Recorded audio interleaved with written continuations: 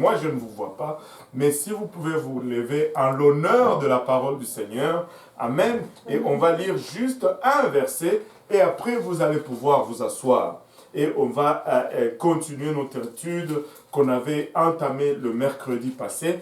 Donc, 1 Corinthiens, chapitre 9, le verset 24, et nous allons courir aujourd'hui. Amen. Qui aime courir? Alléluia. Quelques-uns. Courir, c'est bon pour la santé. Mais des fois, nous courons pas pour la santé, mais pour la survie. Et nous allons parler de courir encore une fois aujourd'hui. 1 Corinthiens 9, 24 nous dit ceci. Ne savez-vous pas que ceux qui courent dans le stade courent tous, mais qu'un seul remporte le prix? Courez de manière à le remporter. Et nous allons continuer cette étude intitulée « Courir pour gagner ». Prions tous ensemble. Alléluia. Merci Seigneur, encore une fois, nous te remercions pour le privilège que nous avons de nous réunir, Papa, et de partager ta parole. En ce moment, encore une fois, Seigneur, alors que nous venons pour partager cette parole extraordinaire, nous rendons compte, Seigneur Jésus-Christ, de ta grâce, de ta bonté, Papa, de ta fidélité vis-à-vis de nous, Seigneur. Nous rendons également compte, Papa, que ta parole est esprit, Seigneur, et que nous sommes charnels, et nous ne pouvons la saisir, Seigneur. Nous te prions, Père, que tu nous aides maintenant à la saisir, à la partager sans crainte, ni faveur, ni hésitation. Papa, et que Papa, cette partage, Papa, nous édifie tous ensemble, et que nous puissions trouver une place dans nos cœurs pour cette parole, où elle va germer, produire le fruit, et que ce fruit nous conduise dans la vie éternelle. Et avec action de grâce dans le cœur, nous te prions ainsi dans le nom de Jésus. Nous disons tous au nom de Jésus. Au nom de Jésus. Alléluia. Et vous pouvez vous asseoir, courir pour gagner. Nous savons que la plupart d'entre nous, ou du moins tous, nous aimons gagner. Nous ne sommes pas tous de mauvais perdants, mais tous nous aimons gagner. Je ne connais personne qui n'aime pas gagner. Je pense que tous, nous aimons gagner. Et nous pouvons littéralement comparer la vie à la course. L'étude que nous avions commencée le mercredi passé, nous avions fait cette comparaison de la course à la vie. Mais comment est-ce que la vie ressemble-t-elle à la course? Nous avons fait ce point que tout comme une course, la vie a un parcours difficile avec des hauts et des bas. Et tout comme une course, la vie a un juge qui décide de notre place à la fin. Il y a quelqu'un qui va déterminer si nous avons gagné ou pas. Et tout comme une course, la vie se termine avec des gagnants et des perdants. Les gagnants reçoivent leur prix et les perdants aussi vont en pleurs. Maintenant, nous avons fait la différence parce que du point de vue du monde, gagner était basé sur différentes choses par rapport au point de vue divin ou par rapport à Dieu. Dans le monde, gagner est basé sur l'intelligence, gagner est basé sur la richesse, gagner est basé sur l'image même. Des fois, gagner est basé sur le pouvoir. Mais nous avons vu que pour Dieu, gagner n'est pas du tout basé sur cela. Du point de vue de Dieu, la victoire est basée sur quelque chose de très différent. Nous avons lu Ecclésiaste 9, verset 11, qui nous dit « J'ai vu encore sous le soleil que la course n'est pas aux agiles, ni le combat aux vaillants, ni le pain aux sages, ni les richesses aux intelligents, ni la faveur aux savants, car tous sont assujettis au temps et aux circonstances. » Nous sommes tous assujettis au temps et aux circonstances. Et nous avons fait ce point, et nous avons constaté que la vie n'était pas juste. Nous ne pouvons pas être d'accord avec cela, mais la vie n'est pas juste. Et le fait est que peu importe les efforts que nous déployons dans cette course appelée vie, nous avons les résultats n'est pas sous notre contrôle toujours. Des fois, nous pouvons même travailler fort et malgré cela ne pas réussir quand même. Et le monde considère le succès comme étant la priorité, ou le succès comme étant la première des choses, ou le numéro un. Mais Dieu considère le succès comme étant le fait de faire de lui la priorité. Le fait de faire de Dieu numéro un, c'est ça qui est le succès. Maintenant, nous avons commencé à parler des mauvaises façons de courir. Nous avons parlé de courir religieusement, sans pouvoir. Et nous avons lu Timothée 3, verset 5, parlant d'avoir l'apparence de la piété, mais reniant ce qui en fait la force. Et les pharisiens étaient religieux, mais ils agissaient sans expérience réelle. Nous avons parlé du fait d'avoir une expérience personnelle avec le Seigneur. Non pas se limiter seulement au discours, mais à avoir une expérience avec le Seigneur. Deuxième point en ce qui concerne courir de la mauvaise façon. Deuxième point à ce qui concerne courir de la mauvaise façon, c'est fuir nos ennemis. Que tout le monde dise fuir nos ennemis. Ou courir loin de nos ennemis. Courir loin de nos ennemis. Je me rappelle d'une histoire alors que j'étais jeune et on était au Congo, à Lubumbashi. Quand on était chez nous, on était pauvres, très pauvres même. Et les jouets, c'est nous-mêmes qui les fabriquions. Donc, et on était plein d'imagination. N'importe quoi pouvait devenir un jouet. Et on jouait avec des vieux pneus, on jouait avec des jantes, le cerceau d'une jante de bicyclette. Ça, c'était un des trucs extraordinaires. On faisait de cela, comment on appelle ça? On faisait la motocross avec une jante de bicyclette. Et on faisait toutes ces choses. On avait beaucoup de techniques. On avait même des parcours où tu courais avec un bâton, tu roulais ta jante avec un bâton. Et juste un bâton pouvait devenir un autobus. Tellement qu'on avait d'imagination. Un jour, j'avais une branche et c'était ma voiture ce jour-là. Et je conduisais cette voiture. Je ne me rappelle plus quel âge que j'avais. J'avais probablement 6 ans, 7 ans ou 5 ans par là. Et je conduisais cette voiture. Je circulais entre les maisons. Je me suis éloigné un peu de chez moi. Et je conduisais. J'étais parti. J'étais dans ma voiture. Là. Et là, je ne me suis pas rendu compte. Je regardais à terre pour éviter les roches et tout. Et lorsque le bout de mon bâton est allé cogner un tabouret, il y avait une jeune fille qui vendait ses arachides grillés. Elle avait grillé ses arachides, elle avait mis son bol d'arachides sur un tabouret en avant de sa maison. Et là, elle vendait par des petites mesures. Et moi, mon bâton a tapé ce tabouret. Et le tabouret est tombé. Et les arachides se sont renversés à terre. Et c'était la catastrophe. Et je pouvais voir toute la bande des jeunes filles qui ont vu ça, qui sont sorties de leur parcelle pour courir après moi. Et je vous dis, j'ai pris la fuite. J'ai couru jusque dans la maison. Je suis rentré dans la maison. Je suis allé au salon. Il y avait un vieux fauteuil qui avait des roues autrefois, mais les roues n'étaient plus. Et je suis allé me cacher en arrière de cette fauteuil. Et là, mon frère, le frère Mutombo, est venu me voir. Il dit, qu'est-ce qui se passe? Et je lui ai raconté l'histoire. Il dit, ok, reste là. Il est allé à la porte de la maison parce que toute cette troupe, je ne sais pas, 5-6 fillettes étaient là. Il faut qu'il sorte, il a renversé nos arachides et tout.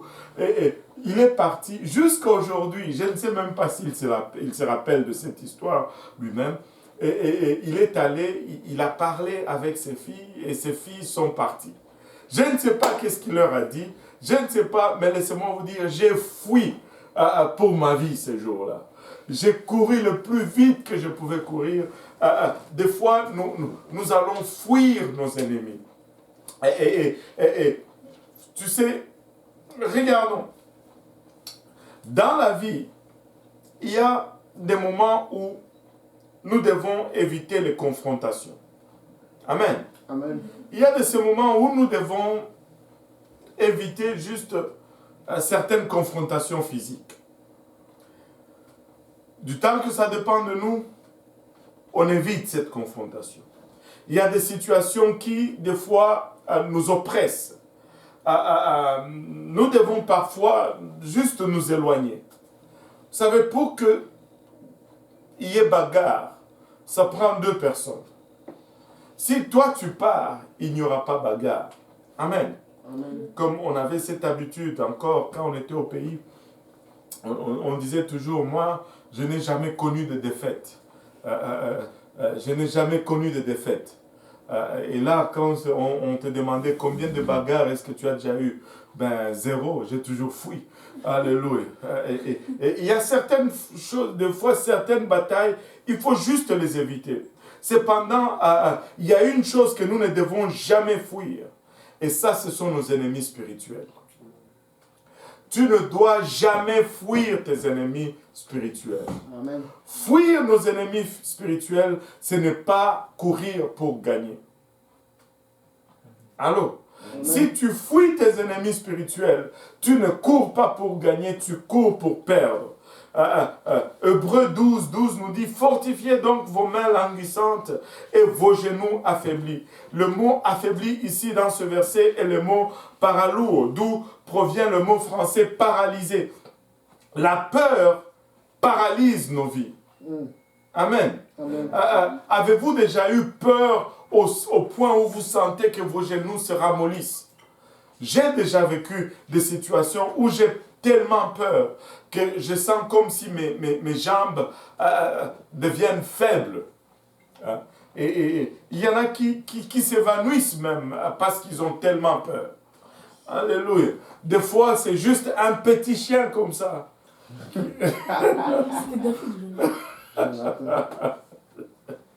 Alléluia. Alléluia. La peur paralyse nos vies. C'est ce qui est arrivé en Israël. Écoutez un peu cette histoire. Juste après qu'ils aient connu une glorieuse délivrance d'Égypte. Quand Israël est sorti d'Égypte, c'était glorieux, c'était puissant. La main de Dieu était en action. Dieu a détruit les Égyptiens. Les Égyptiens les ont poursuivis, arrivés à la mer Rouge. Dieu les a engloutis puissamment sous les eaux de la mer Rouge. Et Israël a chanté, Israël a dansé, Israël a glorifié Dieu, n'est-ce pas? Amen. Et Dieu a totalement décimé l'ennemi d'Israël. Mais juste après cela, ils étaient à nouveau intimidés lorsqu'ils ont vu les géants à Canaan. Comment pouvez-vous associer cela? De l'Égypte, une délivrance puissante, mais arrivé à l'entrée de la terre promise, ils ont peur. Ont-ils déjà oublié ce que Dieu a fait? Mais regardez ceci. Quand Israël est arrivé devant Canaan, il voulait que Dieu traite les Cananéens de la même manière que Dieu avait traité les Égyptiens. Sans que Israël n'ait à se battre. Ils sont sortis d'Égypte sans lever le petit doigt.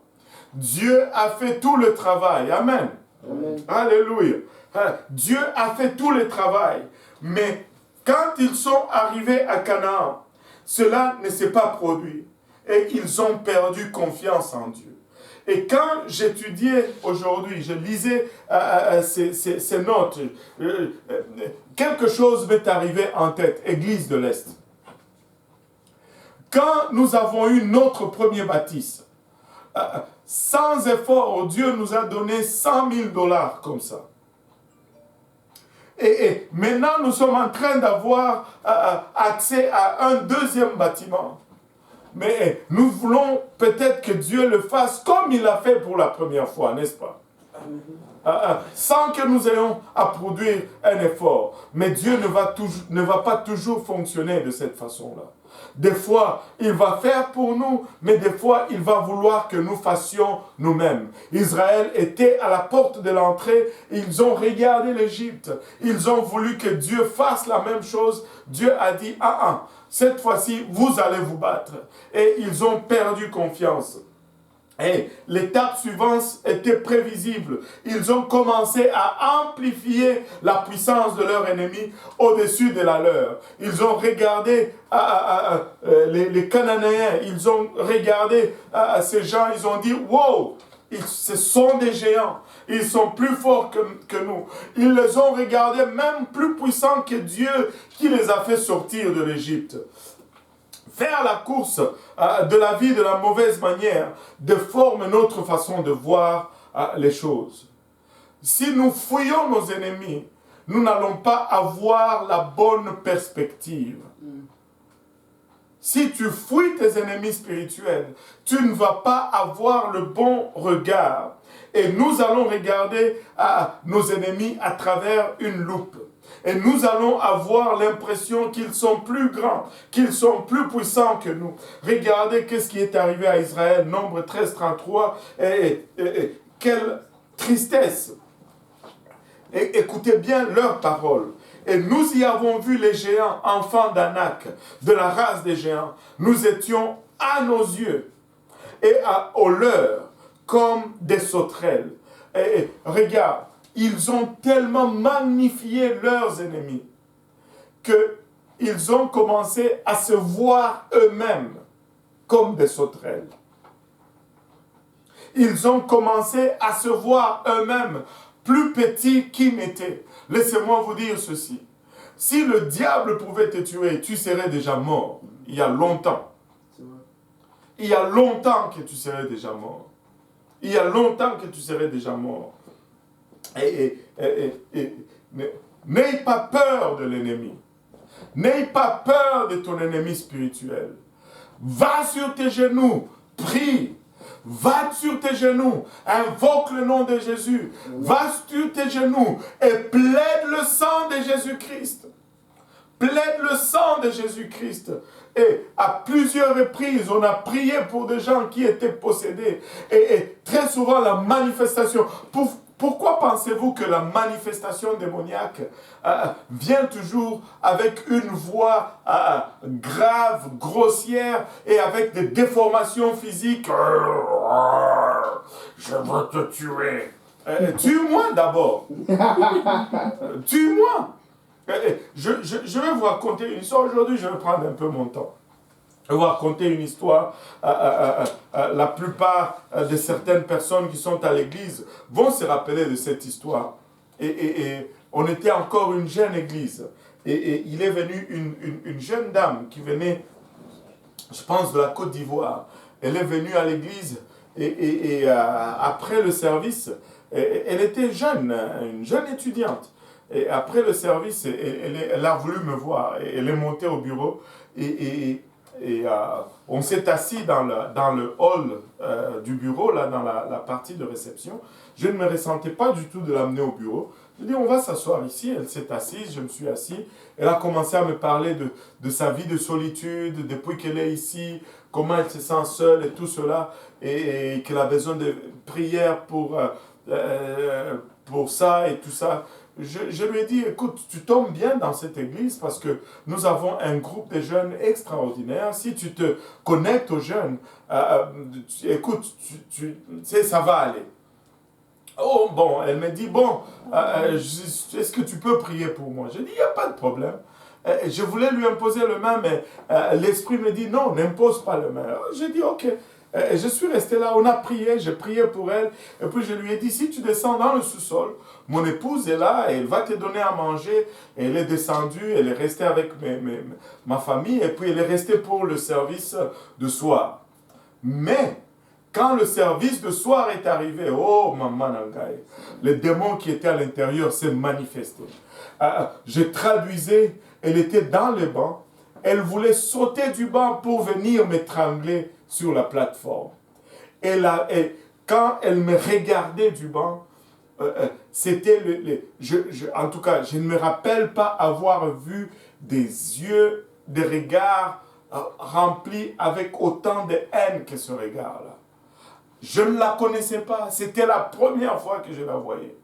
Et les démons commençaient à se manifester. On l'a amenée dans la pouponnière pour prier pour elle. Il y avait plusieurs sœurs, je pense que qui étaient là, et elles vont se rappeler de cette histoire. Et là, c'était chaud dans la pouponnière. Là. Il priait. Et pendant qu'on adorait, j'étais en bas de la plateforme. Et puis là, ils viennent me chercher. Apparemment, elle leur a dit qu'elle voulait me voir. Et puis, eux aussi, ils viennent m'appeler. Ils viennent me chercher. Et pourtant, on leur a dit là-bas que... elle leur a dit qu'elle venait pour me tuer et tout. Et là, allez les chercher et ils viennent me chercher. Je ne sais pas si c'était le frère Serge. Oh, on te cherche là-bas. Je suis allé. Là, dès que j'ouvre la porte de la pouponnière, je vais te tuer. Elle voulait me sauter dessus. Oh, on l'a retenu, on a commencé à prier. Je l'ai regardé, je lui ai dit, mais tu étais avec moi, seul, dans le bureau. Mais tu n'as pas pu me tuer. Maintenant, tu veux me tuer maintenant que j'ai mes frères et sœurs pour se battre avec moi. Tu ne peux rien me faire. Et là, on a commencé à prier, Jésus t'aime, Jésus t'aime. On a prié jusqu'à ce qu'elle a été délivrée. On l'a baptisée la nuit même au nom de Jésus-Christ. Et écoutez, je suis entré avec elle dans l'eau. On était à deux. Elle aurait pu chercher à me noyer, mais elle n'a pas pu. Et regardez, ne fuis pas ton ennemi. Il faut confronter ton ennemi spirituel. Le diable, s'il pouvait te tuer, tu allais déjà être mort maintenant. Donc, confronte ton ennemi spirituel, ne fuis pas l'ennemi spirituel. Fuir l'ennemi spirituel, ce n'est pas la bonne façon de courir. Ça, c'est courir pour perdre. Quand tu veux courir pour gagner, tu rentres dans ton ennemi spirituel. Tu suis l'exemple de David. David a couru vers Goliath. Il n'a pas couru loin de Goliath. Il a couru vers Goliath. Tu ne fuis pas, alléluia. Tu fonces dans ton ennemi. C'est la bonne façon de courir spirituellement. Amen. Alléluia. Il y a une autre façon, une mauvaise façon de courir, une autre mauvaise façon de courir. Tu ne cours pas pour gagner quand tu cours avec tes ennemis. Tu cours vers ton ennemi pour le vaincre. Ne pas fuir ton ennemi, mais tu ne cours pas non plus avec ton ennemi. Amen. Amen. Regardez, on a un exemple de quelqu'un qui a commencé à courir avec son ennemi. Judas Iscariote. Il a sûrement fait fausse route dans la course de la vie. Même s'il a commencé avec des bons motifs.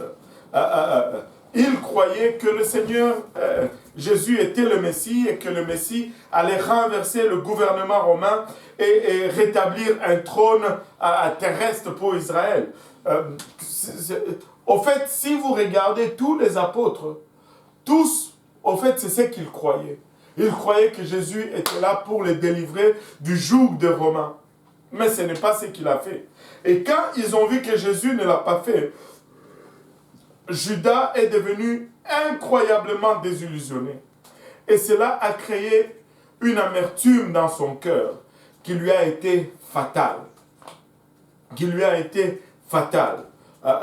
Regarde. Même si tu n'arrives pas à voir ce que Dieu est en train de faire, ne laisse pas les désillusions, ne laisse pas l'amertume te pousser à courir dans une direction contraire de ce que tu es de ce que tu es supposé courir. Ne change pas ton objectif, ne change pas ta destination. Ce n'est pas en milieu de route que tu veux changer de destination. Amen. Galates 5,7 nous dit, vous courez bien, Qui vous a arrêté pour vous empêcher d'obéir à la vérité? Vous courez bien, mais continuez cette course. Ne changez pas de motivation. Ne changez pas d'objectif. Peut-être que vous ne comprenez pas tout le grand plan, mais ne soyez pas désillusionnés. Ne te mets pas à courir avec tes ennemis. Il y a plusieurs voies aujourd'hui dans le monde, mais tu dois faire attention afin de discerner la voix du Maître. Amen. Il y a plusieurs sons de cloche aujourd'hui dans le monde, mais il n'y a qu'un seul son, alléluia, qui émet la bonne musique. Alléluia. Et nous devons être sûrs d'être vraiment ajustés au bon son de la musique. Des fois, nous courons de la mauvaise façon lorsque nous courons loin de Dieu. Nous ne devons pas courir avec nos ennemis, mais nous ne devons pas fuir Dieu non plus. Nous ne devons pas courir loin de Dieu. Alléluia. Des fois, lorsque nous venons à Dieu, nous avons des ententes, nous avons des attentes, nous avons des aspirations, nous avons des ambitions. Mais lorsque ces attentes ne sont pas rencontrées, notre foi est dévastée et nous sommes des fois très découragés. Laissez-moi vous dire ceci. Quand tu viens à Dieu, mets tes attentes un peu de côté. Amen. Comme avez-vous déjà dégonflé un ballon? J'ai pensé que j'allais demander cela, mais j'ai oublié. Est-ce qu'il y a un ballon ici, là? Non, pas un ballon de soccer, là. Un ballon qui ne pompe pas. Alléluia. Et vous savez, quand on vient à Dieu, s'il vous plaît, nous venons avec beaucoup d'attentes. Nous venons avec beaucoup d'aspirations. Et nous sommes comme un ballon gonflé. Amen. Plein d'ambition, plein d'aspirations, plein d'attentes. Et là, nous attendons notre ballon. Attends, je vais le gonfler. Alléluia.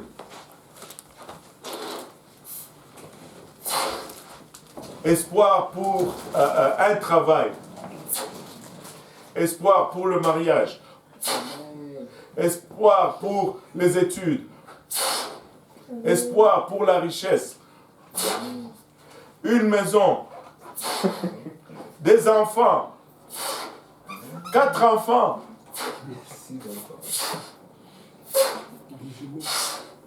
Et quoi d'autre? Qui espère? Beaucoup d'argent. Beaucoup d'argent. Des jumeaux. Des jumeaux. Il y en a qui espèrent des jumeaux. Mince. Voiture. Maison, tout cela. Et là, nous sommes gonflés. Et là, après 1 an, rien n'arrive. Après 2 ans, on commence à désespérer. Et là, nous arrivons à une place où notre ballon se dégonfle. Regardez qu'est-ce qui se passe lorsque le ballon se dégonfle subitement.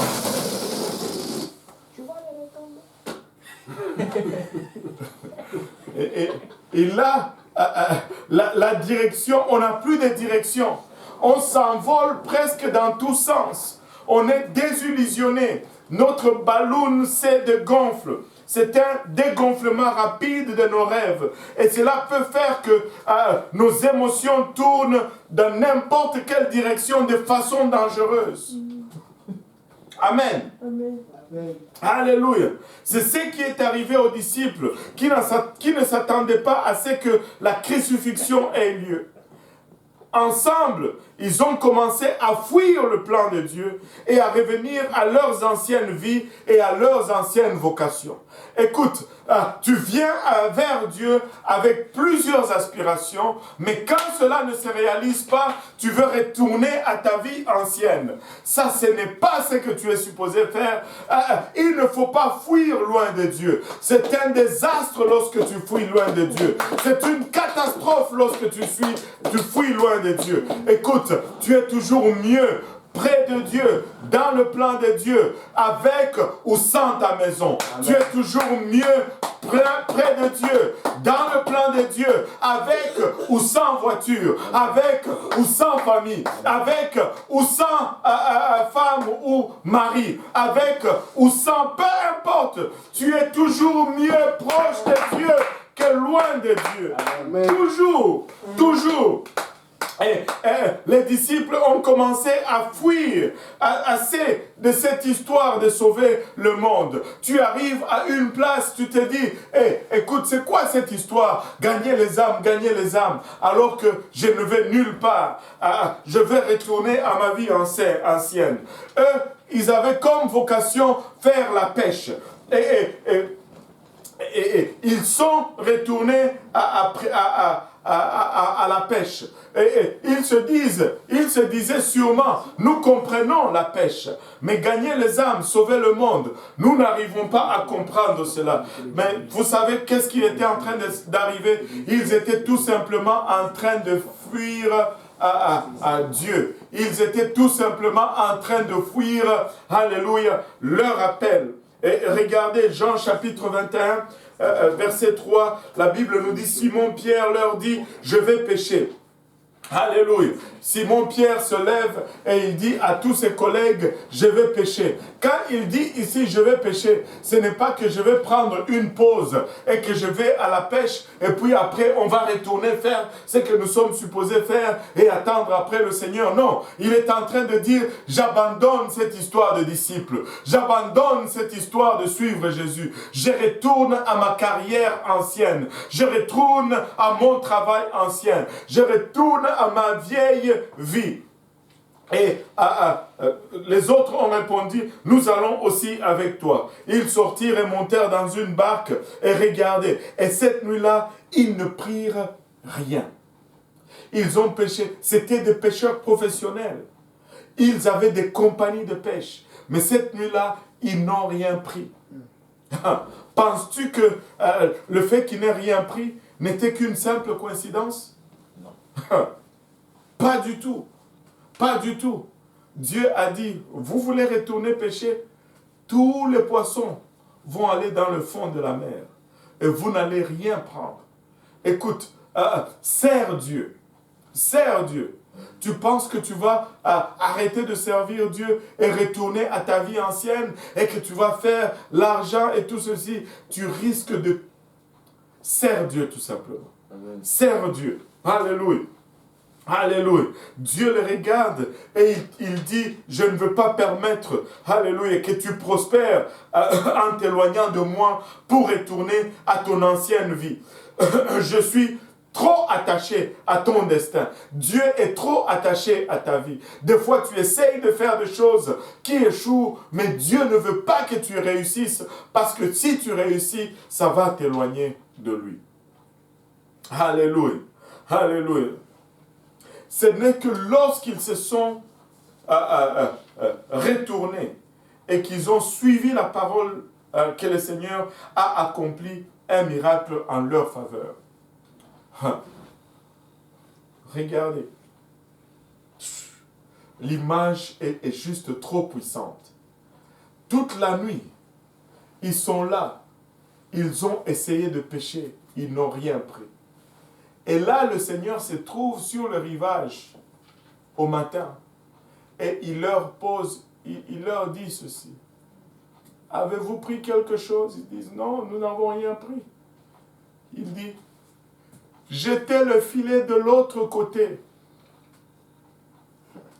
de la barque.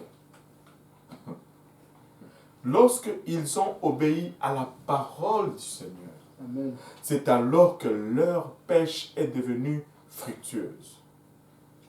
Et Pierre, l'ayant su, il a plongé dans l'eau et il est allé vers le rivage pour voir ce que... il a reconnu que c'était le Seigneur. Il n'a même pas attendu les autres. Il a plongé pour nager vers le Seigneur. Laissez-moi vous dire ceci. Des fois, je ne sais pas si vous avez déjà eu ce sentiment. Des fois, il semble que, tu sais, quand tu as commencé à servir Dieu, tu te disais, oh, Dieu va faire ceci, Dieu va m'utiliser puissamment, je vais gagner 4000 âmes dans 2 ans, et on va bâtir 57 églises, et puis je vais... avez-vous déjà eu ce genre de... enfin, du moins, quand vous avez commencé à servir Dieu, n'est-ce pas, pasteur Yannick? On va bouleverser le Québec dans 2 ans, on va planter 56 églises, mais maintenant, c'est comme si Dieu a changé le plan, mais personne ne vous a rien dit. C'est comme si Dieu a changé le plan, mais il ne vous a pas informé de la chose. Laissez-moi vous donner un petit conseil. Si il vous semble que Dieu a changé le plan et qu'il n'a pas eu la courtoisie de vous en informer, faites-lui confiance. Amen. Faites-lui confiance. Amen. Si il vous semble que Dieu a changé le plan et qu'il n'a pas pris le temps de vous informer, faites-lui confiance. Ne fouillez pas. Regarde ton voisin, dis-lui ne fouillez pas. Ne fouillez pas. Ne fouille pas. Amen. Lorsque rien ne semble faire aucun sens, souvenez-vous que Dieu est quelque part dans les environs et qu'il est en train de préparer un repas pour vous soutenir. Il est en train de cuire le poisson. Quand ils sont arrivés au rivage, il y avait déjà un feu, il y avait déjà le poisson en train de cuire. Laisse-moi te dire, quand tu ne sais pas où il est et que tu sembles que les plans sont bouleversés, fais-lui confiance. Fais-lui confiance. Il est en train de préparer le repas. Jean 21, verset 9 nous dit, lorsqu'ils furent descendus à terre, ils virent là des charbons allumés, du poisson dessus et du pain. Tout était déjà prêt. Alléluia. Leur nourriture ne dépendait pas de ce qu'ils allaient pêcher. Le Seigneur avait déjà une provision pour eux qui les attendaient sur le rivage. Psaume 23, verset 5 nous dit, tu dresses devant moi une table en face de mes adversaires. Alléluia. Laisse-moi te dire ceci. Le Seigneur n'a pas dit, alléluia, je vais te permettre de dresser une table devant tes adversaires. Non, non. Il dit, il dresse lui-même la table devant tes adversaires. C'est le Seigneur qui fait la table. C'est le Seigneur qui met la nourriture sur ta table. Amen. Alléluia. Amen. Tu induis ma tête et ma coupe déborde. Tu dois, alléluia, jamais, alors ne jamais fuir loin de Dieu. Alléluia. Ne jamais fuir loin de Dieu. Mais ne jamais courir, alléluia, en s'éloignant de Dieu. Mais des fois, alléluia, nous courons de la mauvaise façon lorsque nous courons en avant de Dieu. Nous dévançons Dieu. Nous voulons aller plus vite que Dieu. Oh Seigneur, aide-nous. Ne cours pas plus vite que Dieu. Amen. Ce n'est pas assez d'avoir une promesse. Encore faut-il rester dans le temps de Dieu. Abraham attendait son enfant promis depuis 10 ans. Lorsque lui et sa femme ont commencé à spéculer sur la façon que Dieu pouvait accomplir cette promesse. Dieu leur a donné une promesse et il fallait que cette promesse s'accomplisse. Même si elle allait s'accomplir sans Dieu, il fallait qu'elle s'accomplisse. Et des fois, parce que nous sommes imbus d'une promesse, nous voulons la voir accomplir même sans Dieu. Laisse-moi vous dire ceci. Dieu ne viole jamais sa parole. Amen.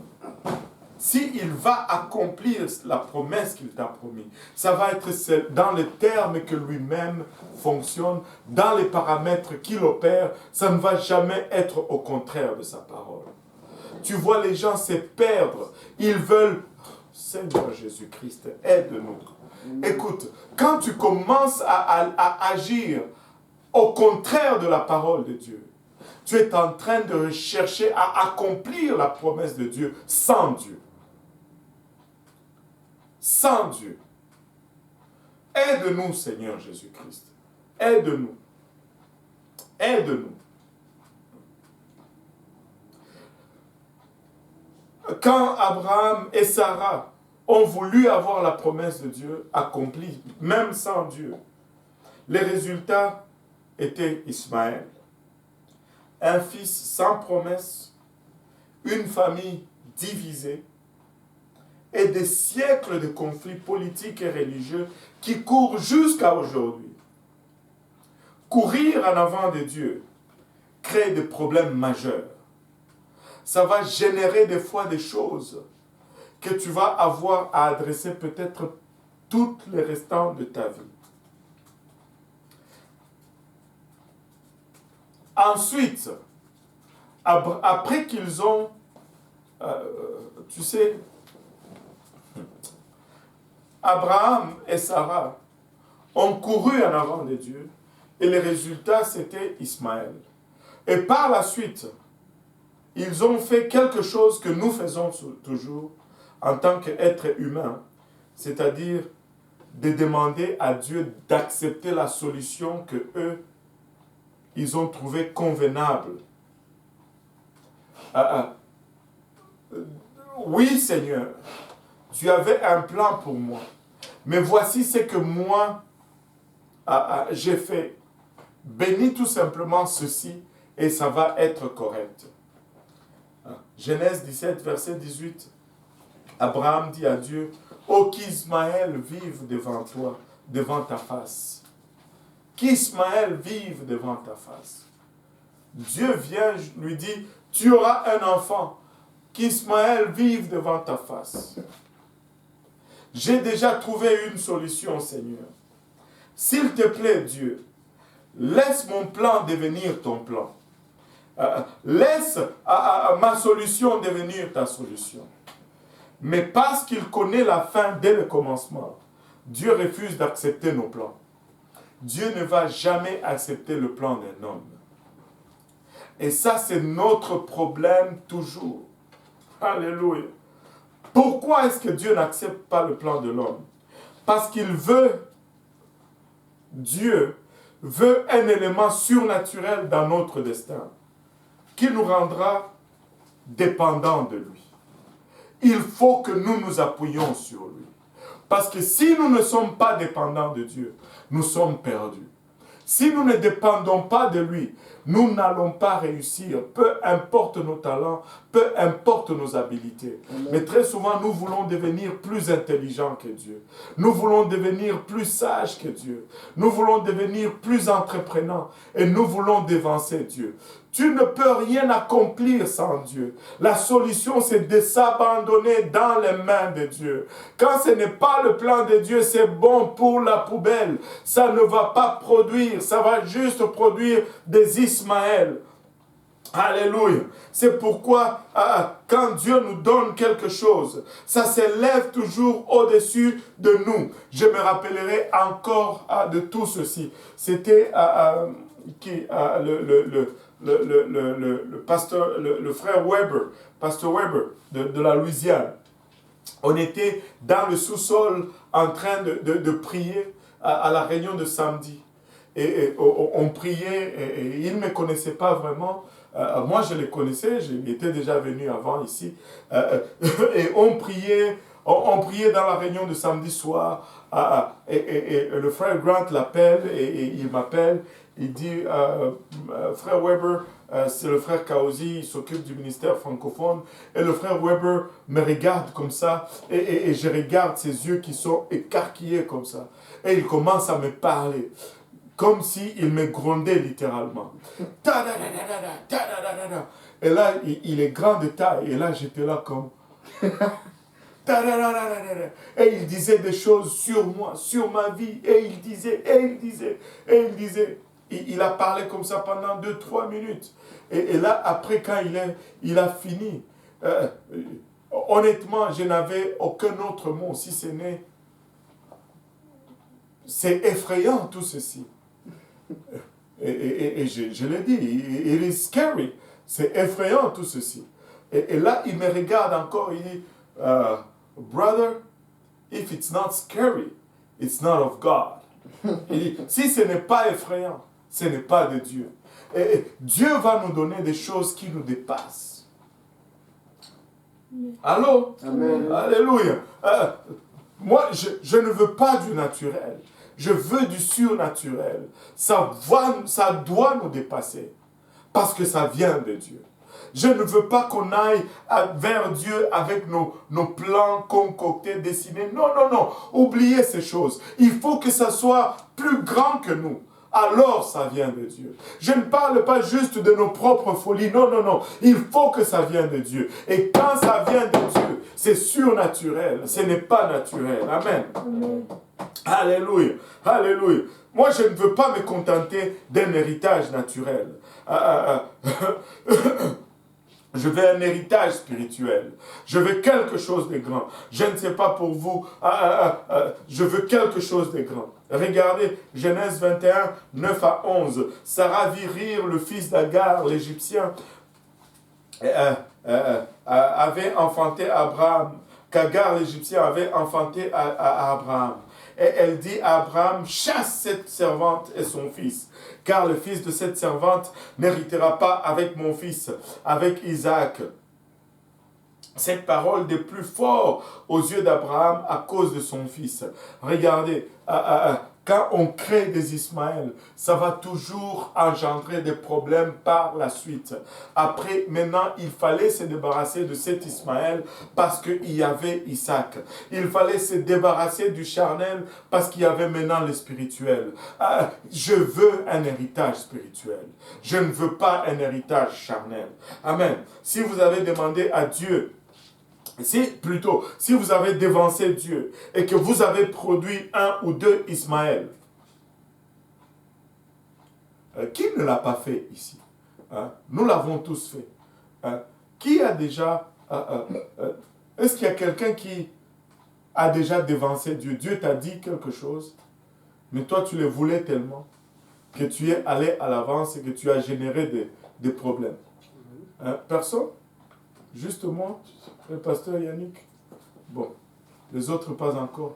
Yohan, cette fois-ci tu n'es pas dans le coup? Non, hein? Bon, alléluia. Mais c'est seulement des déceptions, ça tu as jamais. Alléluia. Il a vécu seulement des déceptions, mais il n'a pas encore dévancé Dieu. Mais tu as encore le temps. Amen. Alléluia. Alléluia. Et qui ne l'a pas fait? Nous tous, nous l'avons fait.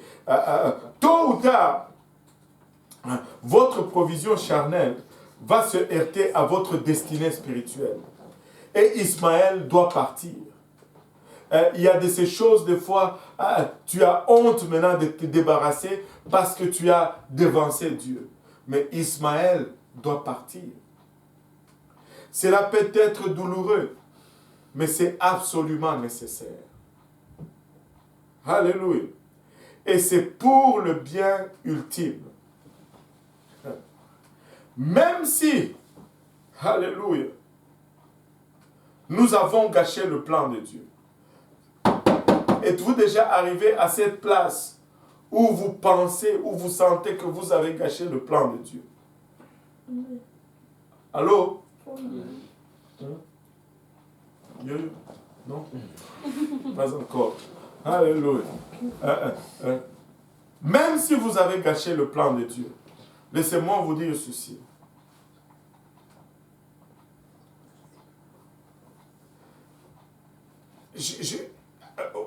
Vous êtes-vous déjà senti que vous avez gâché le plan de Dieu?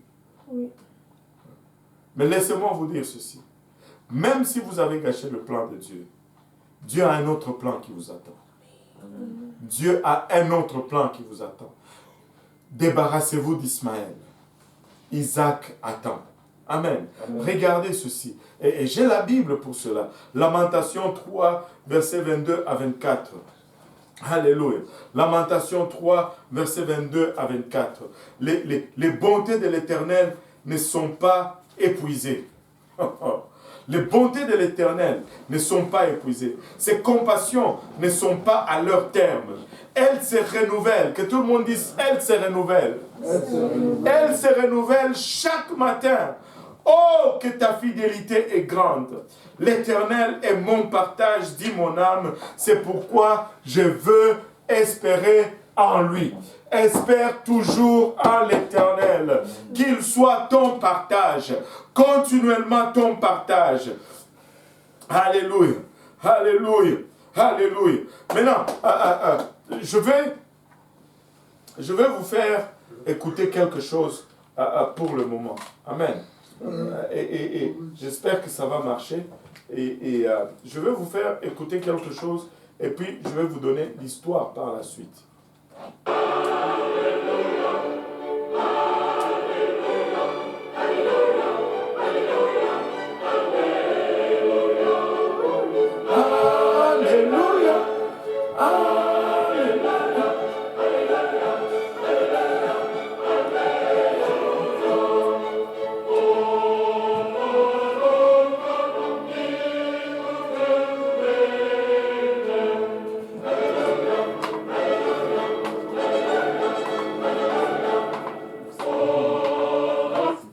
Waouh! Est-ce que vous avez déjà entendu cette mélodie? 1000 fois. Tout le monde connaît cela. Mais vous savez, l'auteur de cette mélodie ou de ce chant s'appelle George Frederick Handel. C'était un Anglais à l'époque. Et vous savez que quand il a écrit cette mélodie, il était déjà fini. Sa carrière était déjà finie. À ses débuts, il était populaire, sa musique était populaire, mais à un moment donné, il était fini. Comment on les appelle, les has-been? Il était un has-been. Quelqu'un qui était...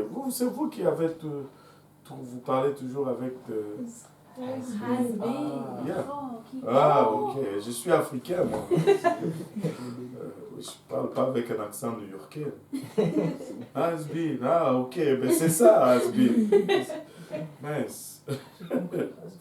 C'est ce que je disais. C'était vraiment une relique, un vieux fini. Mais étant jeune, il a fait parler de lui en Angleterre. Il était le compositeur le mieux payé de son époque, le mieux payé de la planète à l'époque. Mais la gloire était passée, le public a commencé à diminuer et un projet après l'autre échoué. Un projet après l'autre échoué. Il est devenu dépressif. Le stress a provoqué même un cas de paralysie pour ses doigts. Les grands jours pour lui étaient finis. Tout le monde les comptait comme étant terminés. On dit qu'il était à bout d'inspiration. Il était fini. Mais ces problèmes l'ont également amené à devenir mature, pour ne pas dire. Et sa musique est devenue un peu plus sincère et plus profonde. Un jour, il a reçu de quelqu'un un recueil de divers textes bibliques. Et il a regardé Ésaïe 40. Et le premier verset de Ésaïe 40 l'a tellement bouleversé. Et c'est là où il a commencé à écrire cette mélodie. Et le 22 août 1741, il a commencé à composer la musique sur Ésaïe 40. Et 23 jours plus tard, le monde était réuni dans un théâtre. Il a joué pour la première fois ceci. C'était le 23 mars 1743. Et quand il a joué, il y avait même le roi Georges II qui était dans la salle. Et le roi Georges II s'est levé à la surprise de tout le monde. Et toute la salle s'est levée et l'ont applaudi. Et c'était quelqu'un de fini. C'était quelqu'un d'épuisé. Mais si il avait regardé à cela, et qu'il s'était découragé et qu'il s'était dit, moi je ne veux plus écrire, on n'allait pas avoir cette mélodie aujourd'hui de nos jours. Et c'est une 1743. Imaginez-vous, c'est comme si ça a été composé hier. C'est comme si c'était encore... Mais c'était quelqu'un de fini. Laisse-moi vous dire, même si vous avez gâché vos plans, ne laissez pas le découragement vous envahir. Dieu peut produire encore quelque chose de particulier en vous. Même si vous avez produit des Ismaël, ne vous laissez pas décourager. Dieu peut produire encore un Isaac de votre vie. Dieu peut produire encore un Isaac de votre vie. Maintenant, comment gagner dans cette course appelée la vie? Alléluia. Comment gagner dans cette course appelée la vie? Laissez-moi vous dire, il suffit tout simplement de continuer à courir dans la bonne direction. Continuez à courir. Continuez à courir. Continuez à courir. Tu es découragé. Continue de courir. Tu es fatigué. Continue de courir. Tu es stressé. Continue de courir. Tu ne te sens pas inspiré. Continue de courir. Tu as fait des erreurs. Continue de courir. Continue de courir dans la bonne direction. Amen. Éventuellement, tu vas gagner cette course. Amen. Tu vas gagner cette course. Alléluia. Je vais finir en partageant cette histoire que j'ai trouvée très inspirante. C'était quelqu'un qui avait le cancer. Il allait de médecin en médecin, de diagnostic en diagnostic. Il s'appelait Paul Pearsall. Paul Pearsall, je pense. Il raconte cette histoire dans un de ses livres qu'il a écrit suite à son combat contre le cancer. Il dit ceci: chaque fois qu'un médecin venait m'annoncer mes progrès, ma femme se joignait à moi dans une étreinte mutuelle. Donc, on s'embrassait, non seulement on se donnait un câlin, mais il s'était décidé qu'il n'allait prendre que des rapports positifs et non négatifs. Une fois, un médecin lui a apporté des nouvelles particulièrement effrayantes. Alléluia. En regardant son rapport, le médecin a murmuré ceci: on dirait que vous n'allez pas vous en sortir. C'est ce que le médecin lui a dit. Et il dit, comment il s'appelle encore? Paul Pearsall dit ceci: avant que je puisse poser une question à ces prophètes de malheur. Il appelle le médecin prophète de malheur. Il dit, avant que je ne puisse poser une question à ces prophètes de malheur, ma femme s'était levée, elle m'a tendu elle m'a tendu ma robe, a ajusté les tubes attachés à mon corps et m'a dit: partons d'ici, cet homme est un risque pour ta santé. Alors qu'elle m'aidait à me débattre jusqu'à la porte, le médecin s'est approché de nous. Il dit: restez. Il demandait à ma femme: revenez. Et ma femme s'est retournée et dit: restez loin de nous. Et ils ont continué à sortir. Alors il continue dans son livre, il dit: alors que nous marchions ensemble dans le couloir, le médecin a tenté de nous rattraper. Alléluia. Et ma femme a dit, en poussant, tu sais, le truc là où on met le liquide là, intraveineuse. Il dit: nous allons parler à quelqu'un qui sait vraiment ce qui se passe. Puis, elle a levé la main vers le médecin: ne vous approchez pas de nous. Elle a quasiment refusé ce que le médecin disait. Vous savez pourquoi? Elle a dit ceci: donne-moi le diagnostic, mais ne me donne pas un verdict. Ne me donne pas une décision finale. Dis-moi mon état, mais ne me dis pas que je ne veux pas m'en sortir. Elle a complètement refusé cela. Vous savez quoi? Le monsieur a survécu au cancer. Il a survécu assez longtemps pour écrire tout un livre. Et dans son livre, il dit ceci: il ne faut pas confondre le diagnostic avec le verdict. Amen. Il ne faut pas confondre le sentiment avec le fait. Il ne faut pas confondre maintenant avec toujours. Peut-être que je vais mal maintenant, mais je ne veux pas toujours aller mal. Et écoutez, dans cette course, il faut avoir cette attitude positive. Il faut savoir courir dans la bonne direction. Il faut savoir des fois repousser les prophètes de malheur. Courez pour gagner. Qui veut courir pour gagner ici? Alléluia. Courez pour gagner. On va se lever tous ensemble. Courez pour gagner. Si vous voulez courir pour gagner, alléluia, levez-vous là où vous êtes. Courons pour gagner. Et si tu veux courir pour gagner, il faut que tu cours avec espoir. Il ne faut pas que tu cours négativement. Il faut que tu cours positivement. Éloigne de toi tout prophète de malheur. Alléluia. Donne-moi le diagnostic, mais laissez le verdict entre les mains de Dieu. Donnez-moi, alléluia, le diagnostic, mais laissez Dieu décider de mon sort.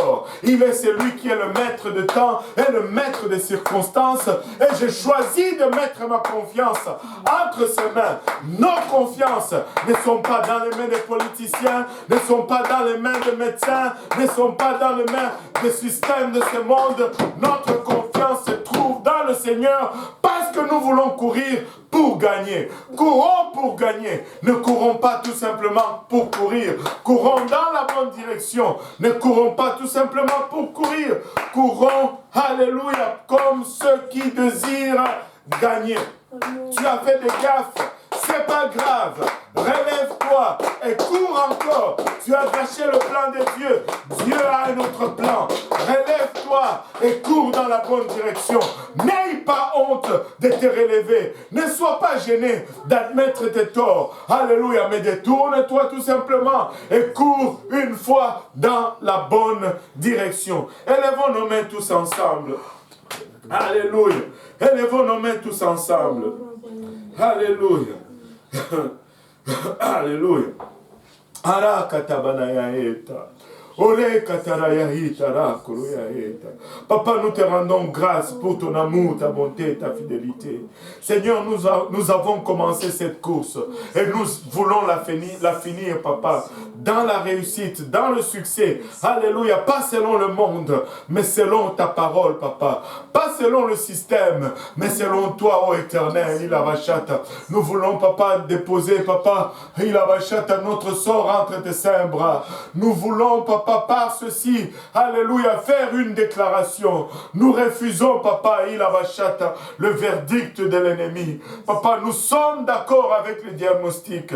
Peut-être que nous n'allons pas bien, Papa, mais nous n'allons pas confondre aujourd'hui avec toujours. Aujourd'hui, c'est aujourd'hui, et demain apporte un autre jour. À chaque jour suffit sa peine, Seigneur.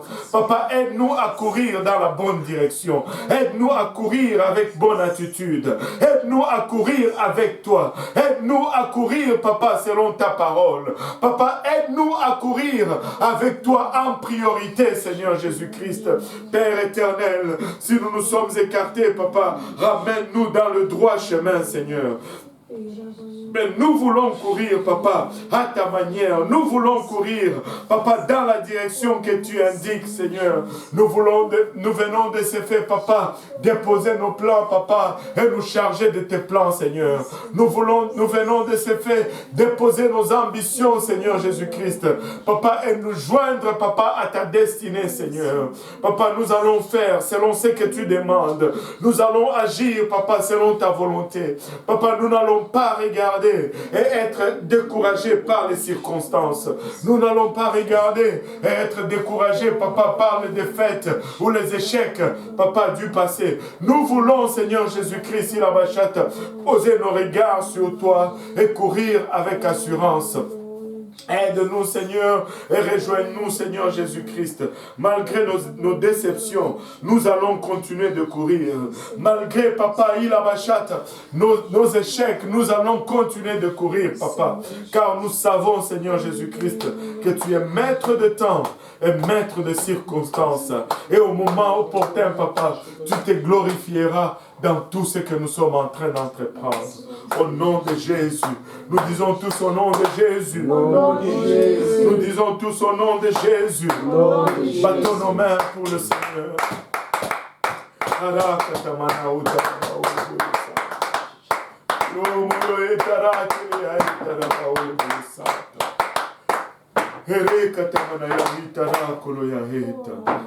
à ton Saint-Nom, Seigneur. Gloire à ton Saint-Nom éternel. Gloire au nom de Jésus.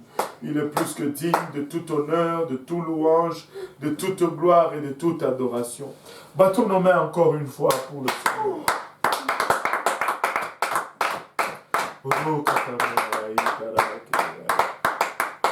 Alléluia. Que le Seigneur vous bénisse et assurez-vous de rester encore une fois à l'écoute de nos autorités et en ce qui concerne les décrets de santé et tout ce qui suit, et courons tous ensemble dans la bonne direction. Amen. Oui, Pasteur Yannick. Petite question. Oui. Quelqu'un qui aimerait savoir, est-ce que c'est parce qu'on vient à Dieu qu'on a toutes ces attentes, ou la personne pensait que ce sont des objectifs naturels de vie qu'on aspire à atteindre, qu'on vienne à Dieu ou pas? Oui, ce n'est pas parce qu'on vient à Dieu qu'on a des attentes. Ce n'est pas ce que j'ai dit. J'ai dit tout simplement, on vient à Dieu avec des attentes. C'est-à-dire qu'on les avait déjà dans nos vies. Okay. Ce n'est pas que ces attentes sont négatives. Mais quand ces attentes commencent à devenir la chose la plus importante, alors Dieu n'est plus premier. C'est toi qui es premier. Parce que ces attentes sont par rapport à toi. Et là, tu vas tomber dans une espèce de dépression. Alors que tu devrais te réjouir parce que tu es en train d'aller vers le salut. Si Dieu te donne, gloire à Dieu. S'il ne te donne pas, ça ne devrait pas t'amener dans une dépression. Ça ne devrait pas. Alors c'est parce que ces attentes-là ne sont pas à la bonne place. Et c'est dans ce sens-là que ça devient problématique. Amen. Amen. Alléluia. On doit avoir des attentes. Mais on ne doit pas les rendre plus importants que Dieu. C'est ça l'affaire.